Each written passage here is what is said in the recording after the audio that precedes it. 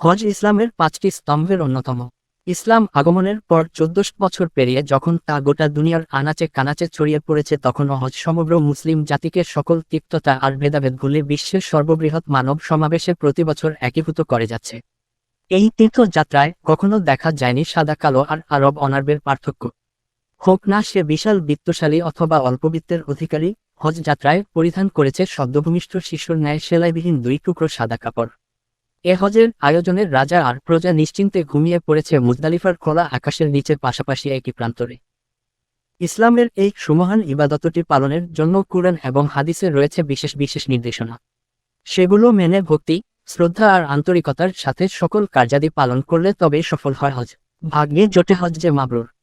বরাবরের মতো হজের সামগ্রিক দিকগুলো বিবেচনায় নিয়ে সম্প্রতি সৌদি আরবের সর্বোচ্চ সরকারি ধর্মীয় প্রতিষ্ঠানের ফিকাহ বিষয়ক সর্বাধিক জ্যেষ্ঠ ও নির্বাচিত 21 জন আলেমের সমন্বয়ে গঠিত সর্বোচ্চ ওলামা পরিষদ মাজলিসু হায়াতি কিবার আল উলামা হজ পালনে অনুমতি ও অনুমোদন নিয়ে হাজিদের দৃষ্টি আকর্ষণ করে ফতোয়া সংবলিত একটি বিবৃতি জারি করেছে।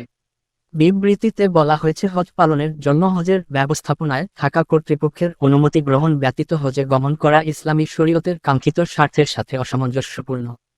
কারণ ইসলামী শরীয়ত এসেছে কল্যাণের উন্নতি ও বৃদ্ধি সাধন করতে আর অকল্যাণ রোধ ও হ্রাস করতে।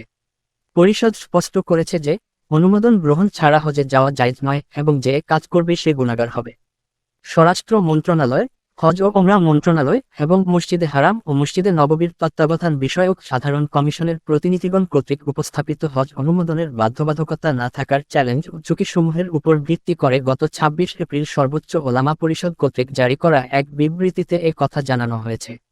ওই বিবৃতিতে বলা হয়েছে, হজ অনুমোদন লাভের বাধ্যবাধকতা হাজিদের ইবাদত বন্দেগী ও আচরণ অনুষ্ঠান সম্পাদন সহজ করা ও তাদের অসুবিধা দূর করার জন্য ইসলামী শরীয়ত যে বিধান দিয়েছে তার ভিত্তিতেই গ্রহণ করা হয়েছে।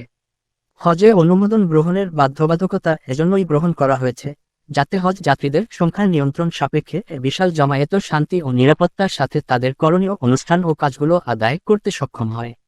আর একটি শরীয়তের দলিল প্রমাণ ও বিধি বিধান দ্বারা স্বীকৃত একটি বৈধ এবং শরীয়ত সম্মত উদ্দেশ্য।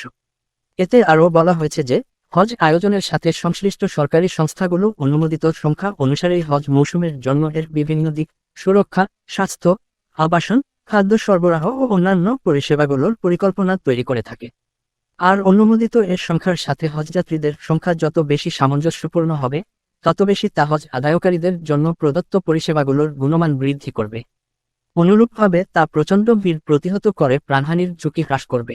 সর্বোচ্চ ওলামা পরিষদ আরও বলেছে যে নানাবিধ ঝুঁকির বিষয়ে পরিষদ অবহিত হয়েছে, যা হজ আদায়কারীদের নিরাপত্তা ও স্বাস্থ্য সমস্যা সৃষ্টিতে প্রভাব ফেলবে। এতে স্পষ্ট হয় যে অনুমতিবিহীন হজের ক্ষতি শুধুমাত্র ওই হাজির ক্ষেত্রেই সীমাবদ্ধ নয়, বরং তা নিয়মতান্ত্রিকভাবে হজ আদায়কারী অন্যান্য হজ যাত্রীদের ক্ষেত্রেও সম্প্রসারিত হয়। আর শরীয়ত স্বীকৃত বিধান হল, সামগ্রিক ক্ষতি ব্যক্তিগত পর্যায়ে সীমাবদ্ধ ক্ষতির চেয়ে বড় গুনাহের কাজ। এর উপর ভিত্তি করে সর্বোচ্চ ওলামা পরিষদ নিশ্চিত করেছে যে অনুমোদন গ্রহণ ছাড়া হজে যাওয়া জায়েজ নয় এবং যে তা করবে সে গুনাহগার হবে, কারণ এটি জনসাধারণের কল্যাণে গৃহীত সরকারি আদেশের লঙ্ঘন।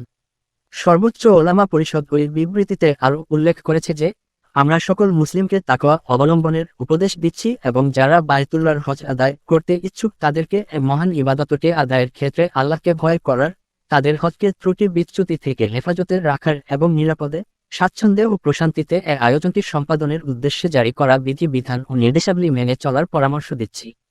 সৌদি আরবের হজ ও ওমরা মন্ত্রণালয়ের আরেকটি অফিসিয়াল সূত্র হজগমনে ইচ্ছুক হাজিদের সতর্ক করে একটি জরুরি বিবৃতি প্রচার করেছে, যাতে এবছর হজ আদায় আগ্রহী ব্যক্তিদেরকে ভুয়া হজ প্যাকেজগুলোর শিকারে পরিণত হওয়ার ব্যাপারে সতর্ক করা হয়েছে।